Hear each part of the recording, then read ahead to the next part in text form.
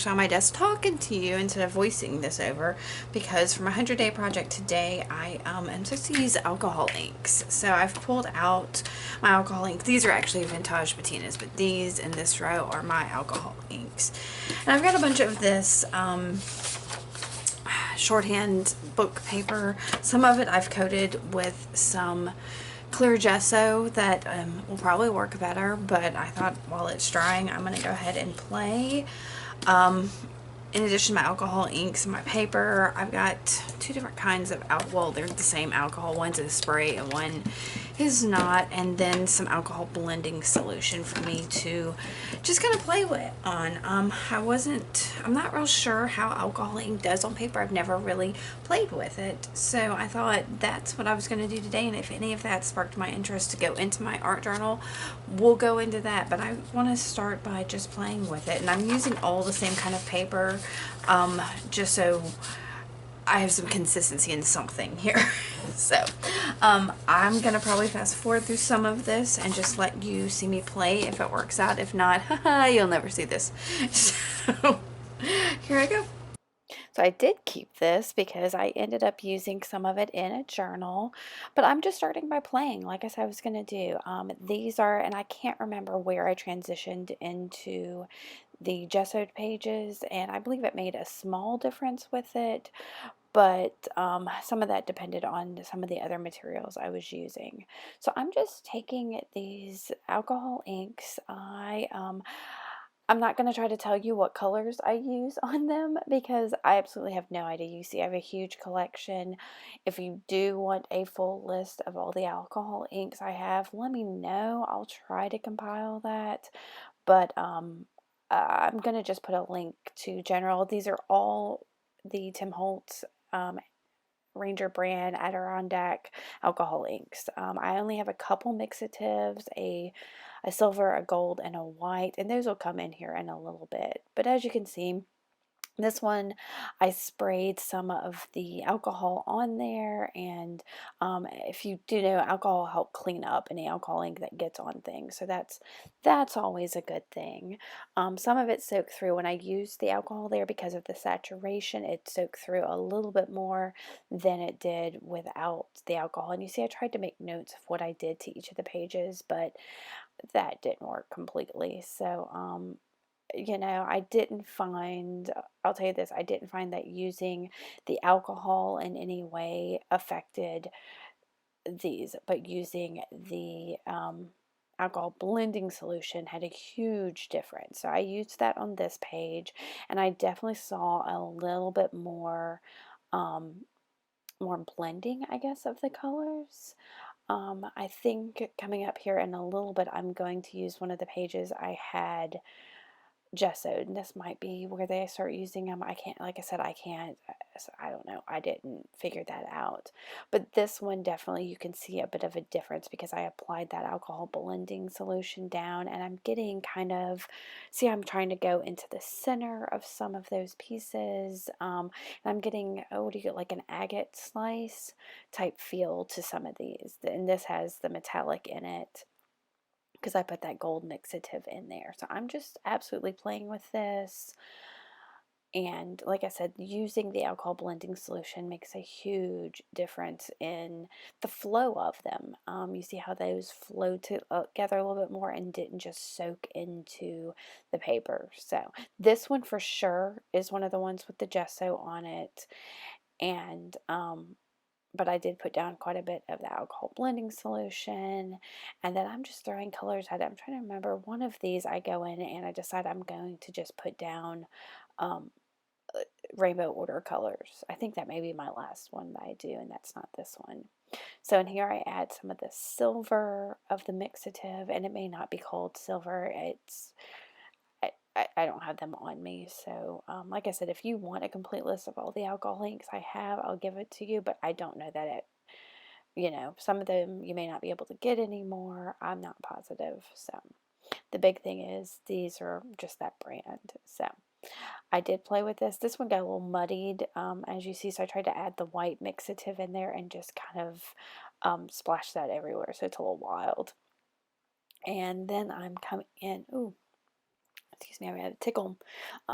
this one I tried painting with the alcohol, trying to get it to kind of, I don't know, be more on the page, and then I started throwing on, and that helped move both the alcohol ink that I put down first and the the blending solution. Wow, move that around the page a little bit more. And I loved how that yellow there, when I put it down, just popped on that page. And it was nice because it's a primary color, and some of the other colors it mixed with, it did great. So I think this may be my last one here. Is it? No? Well, actually, no, I'm going backwards rainbow order. So this is my last one. Because I knew some of the lighter colors were at the other end of the spectrum. So, and I'm working my way up. And like I said, this one turns out pretty. But what I'm going to end up using here in a minute on my art journal page is actually that first one I did. I decided that I really liked, for some reason, the palette that I had picked. And so I'm going to go with that one. But I wanted y'all to see how some of this playing worked. I did add some of that white mixative on this one to brighten it up as well. So it was a lot of fun playing. Like I said, the blending solution really helped those colors flow a bit more. You can see as they went on, there was a lot more of it. But I'm going to use this first one. So, and what I'm going to do is basically just cut out some wonky circles. I'm folding the paper so that I can get two circles of the same size when I cut it. That's I'm not trying to make like symmetrical circles. I'm trying to get just more circles. So if I'd folded it more, I could have got more, but I just went ahead and just did the one fold. And I'm trying to make sure I get areas where I like some of the colors blending together, because they did blend a little bit on this first one even without the blending solution. It just wasn't as I guess striking. I don't know. Obvious. I don't know. I say I know. I don't know a lot. I apologize for that. It's, I guess, a flaw. I'm one of those people that just says yeah, says a lot of the same things over again. I get stuck in a little habit, so I try to watch it when I go over these videos and listen to how I say things, so that when I come back, I don't say them all over again. So I have a couple of just crafted acrylic inks to do. I'm not sure what that first one is. I know it's a parchment color. I always consider it a light yellow, but I know the color is parchment. And then that is a Lucas titanium white that I'm just using to kind of help blend the colors, I guess, and keep them light. And then the other one I'm going to use, I think, is an Anita's acrylic in Island Green. I think that's it. It may not be. I'll have to, again, I'll list these colors below once I figure it out. I thought I had that one figured out, but now looking at it, I don't think I do, because that one looks a little more teal, a little more green in it, than the one I've got in my hand to tell you about. So I'll try to find that one and figure it out. So, and I'm just adding that onto the page. Excuse me, and blending all of that wet paint together, trying to get kind of a dreamy, cloudy effect going on there. I find that when I use my finger to blend things like this, it's way more effective and random, organic than using any kind of paintbrush or tool or anything. So I've been digging that quite a bit. So, and I'm gonna, play with these colors just a little bit. And while they are still wet here, in just a second, I'm going to grab I play with these colors a little bit longer than I thought I did. And that's fine, because I'm playing, I'm having fun. I'm, and I'll have to go ahead and disappoint you. I did not use the alcohol ink straight into the art journal, since I had made all those pretty papers while playing. That's what I decided I was going to use. So, and I don't think I had any intent here. I just wanted these bits and pieces to combine and meld and be yummy. So, like I said, I am going to pull out a bamboo skewer here in just a second while the paint is still wet, and I'm just going to draw some lines straight up and down. Nothing major, but this really, in the end, especially these ones over here on the right that I'm doing, really show up with some of the effects that I end up putting in there. So it's important to do this while this is wet. Otherwise, you're just scratching onto dry paint and you're not going to get a whole lot of texture from it. So this is a super simple technique that you can do. You don't even have to use a bamboo skewer. You could use your finger, a toothpick, a pencil, whatever. I mean, the pencil could be fun because you have actual marks as well. So, then I'm starting to think about those circles. So I'm going to dry my page here real quick, and then just take my Oohoo glue stick and start gluing down those circles. And I'm doing it, and even though I've got like matching ones, since I did 2 at a time, I'm just doing them as randomly as possible to stick them down in the journal. And the Oohoo glue stick is perfect for this because it's all lightweight, and it didn't I don't know, the alcohol inks are semi-permanent.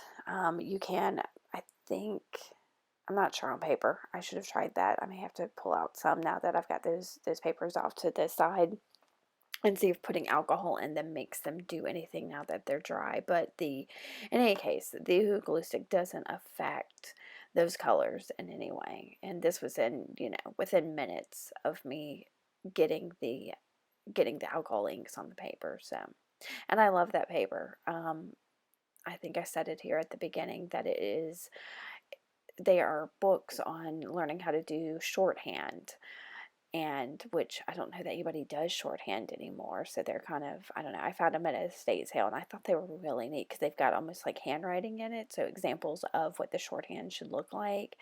And I probably should like go through them and learn it, but because I think it's cool, but I'm sure I can find something online and just use the papers in my art journal. So for some reason, I decided to go around each of these circles with a couple of different media.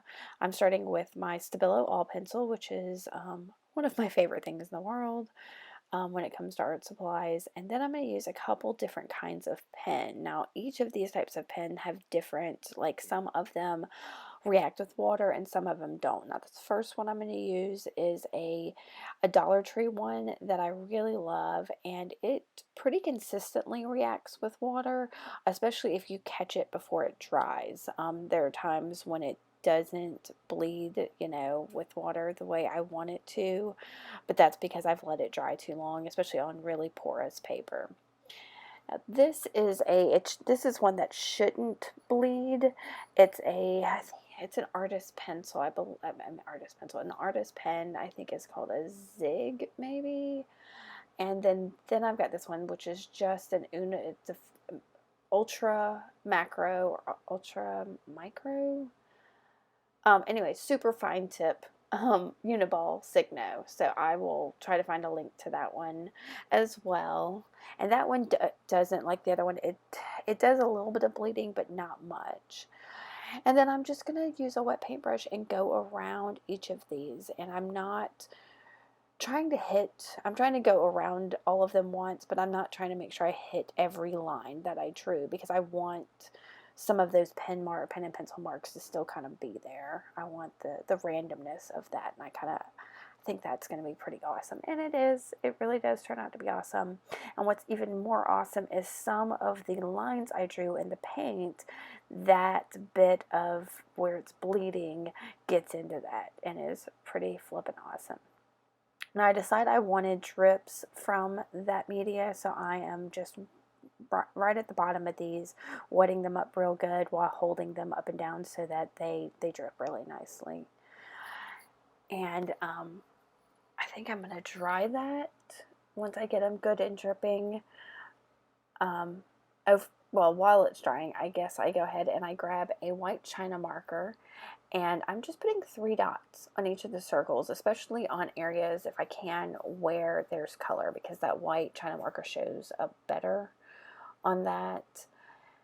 And I'll go ahead and tell you that I edited out some of the things that come after this because I wanted to circle each of those, but none of the pens that I ended up trying to do that with would work with that China marker because the waxy part of it. So I ended up just using a pencil, and that worked fine to circle those because that helped the white stand out a little bit more and gave them some distinction, I guess. Like I said, I tried to use a couple different pens and none of them would work. So this worked great. Just a pencil. This is my big chunky pencil. I think it's like 1.6 or 1.8 millimeters lead, and yeah, it was fine. This is a Cosmo Cricut set of stickers. I don't know where to tell you to get them because I bought them on clearance, not on clearance, Tuesday morning, and I can't find them anywhere else. So, and this one says just because, and yeah, that's kind of how this is kind of a just because kind of page. But I tried going around that with the different pens and pencils I'd used before, and I'm gonna let that drip as well.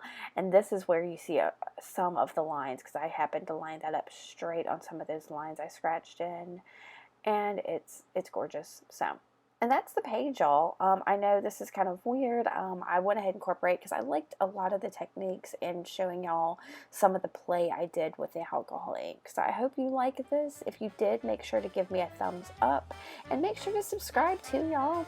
All right, keep on crafting on. Bye.